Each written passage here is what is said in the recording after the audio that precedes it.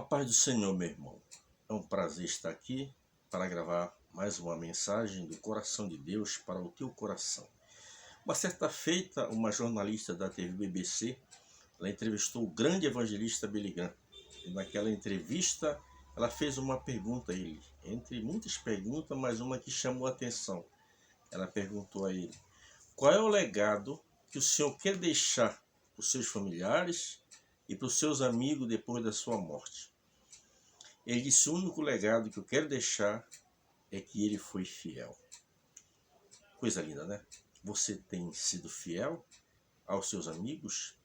Você tem sido fiel aos princípios éticos?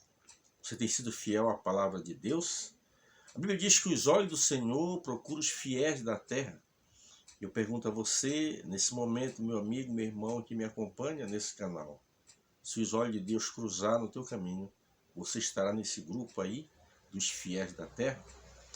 Quero ler um texto bíblico aqui para a nossa meditação nesse momento. Está no livro de Ruth, no capítulo de número 1 de Ruth. O livro de Ruth é um livro dos livros históricos. Começa em Josué e termina lá no livro de Esther. Diz aqui a palavra de Deus. Ruth 1, verso 14, assim: então levantaram a sua voz e tornaram a chorar. E Orfa beijou a sua sogra, porém Ruth se apegou a ela. Queria ficar com a segunda parte desse versículo, apenas uma palavra da segunda parte, que diz assim: e Orfa beijou a sua sogra. Então a palavra aqui chave é a palavra sogra. Quero falar nesta mensagem sobre a importância de uma sogra. Quando você usa a expressão sogras, para muitos serve até de chacota, né? As pessoas criticam, zombam, né? Mas eu quero dizer para você que é importante a sogra. Vamos ver aqui na Bíblia Sagrada o exemplo de uma mulher que foi uma excelente sogra. Ela foi uma sogra tão boa que a sua nora se apegou a ela. Uma certa feita eu vi uma matéria no canal de televisão e a matéria eu só parei para assistir porque falava sobre a sogra. O tema era a sogra. Aí aquela repórter ela vai para onde? Exatamente para o aeroporto. Chegou ali no aeroporto, você vê aquele local onde está as bagagens, né, girando ali. E ali ela começou então a fazer aquela enquete. Que comparação as pessoas que estavam vindo daquele voo comparavam a sua sogra, né? E aí uma das pessoas que foi entrevistada disse: olha, olhou para uma mala e disse: a minha sogra, ele é uma mala aqui, aquelas malas que não tem alça. A outra disse: olha, a minha sogra se parece com isso aqui, que apesar de ter alça, mas tem a rodinha, tem que estar puxando ela para onde a gente vai, tem que levar ela. E assim foram descrevendo ali, né, de uma forma que eu até fiquei muito triste com isso. Mas eu assisto essas matérias muitas vezes para provar que no Evangelho, dentro da palavra de Deus, os padrões bíblicos eles são outros. A sociedade moderna ela olha com esse olhar humano. O povo de Deus olha com o olhar do reino de Deus, um olhar diferente, um olhar diferenciado. É claro que tem muitas sogras realmente que deixam a desejar. E se você que me acompanha é uma dessas sogras, você pode melhorar. Talvez você como nora não tenha sido também uma boa nora, você também tem tudo para melhorar. Ser uma boa nora, orar pela tua sogra, procurar te aproximar dela, para evitar conflitos familiares. Nunca esqueça que se você tem um marido, ele veio das entranhas da sua sogra. Se você tem uma esposa, não esqueça que ela veio das entranhas da sua sogra. E eu louvo a Deus pela sogra que eu tive. Eu perdi a minha mãe ainda com 19 anos, mas Deus colocou no meu caminho uma sogra, né? Chamava-se Alci Pereira Marques. Uma mulher de Deus, uma amiga. Além de sogra, era como uma mãe para mim. A minha sogra, eu gostava dela porque ela, quando tinha que dizer as coisas, ela dizia cara a cara. Ela não mandava recado. A minha sogra era aquele tipo de sogra que se a filha dela tivesse razão, ela daria para a filha. Mas se eu estivesse com a razão, ela daria razão para mim. Então era uma sogra que eu via nela uma pessoa justa, né? Nunca interferiu no nosso casamento, nunca interferiu na nossa relação. Sempre que chegava junto era para nos aconselhar, para que a gente pudesse melhorar mais como marido e esposa. E eu aprendi muito com aquela mulher. Então é muito importante a sogra, né? Se você, mais uma vez eu repito, tem uma sogra que não é a sogra dos seus sonhos, você pode reverter essa situação. Trate bem ela. Comece a mudar com a sua sogra. De repente é você quem precisa mudar. De repente você tem uma boa sogra, mas você não está sabendo lidar com as deficiências dela, com os defeitos dela. Comece a olhar com um olhar de amor, com um olhar de misericórdia, com um olhar de compaixão. E se coloque no lugar dela. O texto que eu escolhi aqui está no livro de Ruth. Esse período aqui foi um período chamado período dos juízes. Depois da morte de Josué começou então o período dos juízes. E nesse juízo aí durou um período de 375 anos, melhor dizendo, a 400 anos. Nesse período aí foi um período chamado pelo histórico de período negro da história do povo de Israel. Levantava-se um juiz, Deus usava aquele juiz, revestia aquele juiz, e quando aquele juiz morria, a Bíblia diz que cada um fazia o que queria, porque não havia juiz na terra. Então Deus levantava. E nesse período de 375 anos, Deus levantou então 12 juízes para julgar Israel. Nesse período aqui, a Bíblia fala desta família. Uma família assim, que a Bíblia diz que houve uma grande fome em Israel. O povo de Deus começou a passar uma grande necessidade. Mas na cidade ali dos Moabitas, a região do Moabita, havia abundância. Então um homem chamado Elimeleque, nós encontramos neste texto aqui 6 personagens.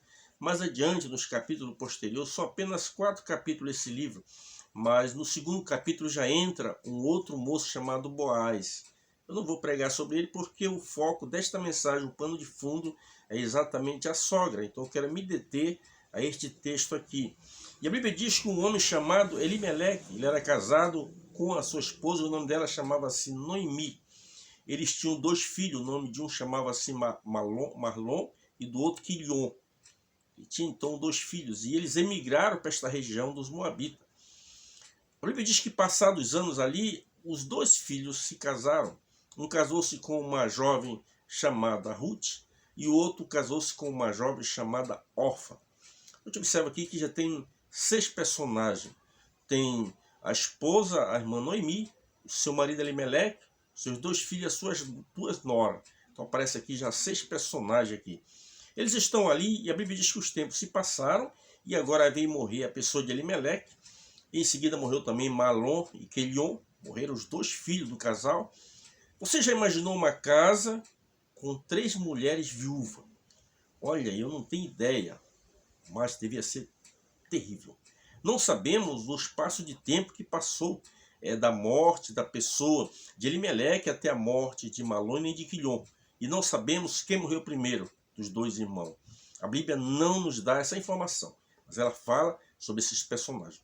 A Bíblia diz que então agora a notícia chegou aos ouvidos da nossa irmã Noemi que Deus havia abençoado a nação de Israel, Deus havia visitado o seu povo e agora o povo estava com pão com abundância. A irmã Noemi, que era uma mulher sensata, uma mulher sábia, ela chamou a Ruth, chamou a Orfa e disse: olha assim, eu já sou uma mulher de idade, eu não tenho mais filhos para dar para vocês, e mesmo que eu tivesse um filho agora, vocês não iam esperar esse menino crescer para se casar com ele. Então, minhas filhas, eu vou abençoar vocês e vocês retornem para a casa dos seus pais, para os seus familiares, e sigam a vida de vocês. A gente observa aqui que a Bíblia diz que a pessoa de Noemi beijou a Orfa, abraçou e se despediu, aquela despedida marcada por lágrima, marcada por choro, porque Orfa também amava a sua sogra. Porque a pessoa de Noemi, certamente, além de ter sido uma boa esposa, a gente vê que Noemi foi uma boa esposa, porque quando a pessoa de Elimeleque se propôs em deixar a sua nação para ir para um país diferente, cultura diferente, costume diferente, deuses diferentes, você observa que a pessoa de Noemi, ela não retrucou, ela não mediu força com ele, ela acompanhou ele, porque ela era uma mulher sábia, uma mulher submissa ao marido. É um dos grandes problemas da atualidade, é que a maioria das mulheres ela não quer ser submissa ao marido. Então isso aí gera muitos conflitos familiares. Eu não vou me deter muito neste lado, porque senão, né? Mas vamos falar apenas sobre a postura desta sogra. Era uma sogra tão boa que elas não queriam se afastar dela. Mas mesmo assim a Bíblia diz que a Orfa retornou para os seus. E agora Noemi diz agora, é a tua vez, Ruth. vai também para o teu povo. E a Ruth pensava diferente. A Ruth disse, não insista comigo, porque aonde quer que pousares, eu pousarei. Onde quer que passares a noite, eu passarei. O teu Deus é o meu Deus, o teu povo é o meu povo. Que mulher decidida, que mulher sábia. A Bíblia diz que a mulher sábia, ela edifica a sua casa. A mulher insensata, com as próprias mãos, ela destrói. Mas ela foi. Mas aqui a gente observa que havia um apego muito grande da parte, tanto da pessoa de Ruth, como da pessoa de Noemi. Apesar da Noemi ter insistido com ela que retornasse, olha, a tua outra cunhada já foi, faz a mesma coisa, vai também para os teus. E ela não foi, ela se propôs em ir. Você observa aqui, por que ela se propôs aí? Em primeiro lugar, porque deixou um projeto na vida da pessoa de Ruth.